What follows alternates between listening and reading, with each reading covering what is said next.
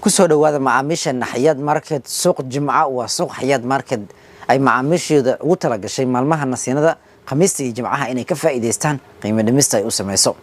Toddobaadkan adeegyada qiimo dhimista lagu sameeyay macaamiil waxaa qayb ka ah qayb ka mid ah cosmeticska oo lagu sameeyay qiimo dhimis dhan 15%. sidoo kale qiimo dhimista suuq Jimcaha waxaa qayb ka ah surwaalka X Leon oo lagu sameeyay qiimo dhimis dhan 20%.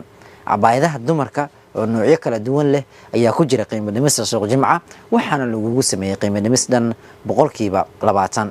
waxaana sidoo kale meesha ka marnayn qayb ka mid ah agabka nadaafadda oo lagu sameeyay qiimo dhimis dhan 15%. yogurtka noocyadiisa kala duwan ayaana meesha ka marnayn oo waxa lagu sameeyay qiimo dhimis dhan 20%. kabaha ragga iyo dumarka ayaa ku jira qiimo dhimista suuq Jimcaha waxaana lagu sameeyay qiimo dhimis dhan 20%. hilibka noocyadiisa kala duwan sida ariga iyo geela iyo lo'da ayaa ka mid ah qiimo dhimista waxaana lagu sameeyay qiimo dhimis dhan 8%. sidoo kale qiimo dhimista suuq Jimcaha waxaa qayb ka ah qudaarta noocyada kala duwan leh waxaa lagu sameeyay qiimo dhimis dhan 10%. sidoo kale qiimo dhimista suuq Jimcaha waxaa qayb ka ah rootiga noocyo kala duwan leh waxaa lagu sameeyay qiimo dhimis dhan 20%. dharka carruurta ayaa ka mid ah qiimo dhimista waxaana lagu sameeyay qiimo dhimis dhan 30%.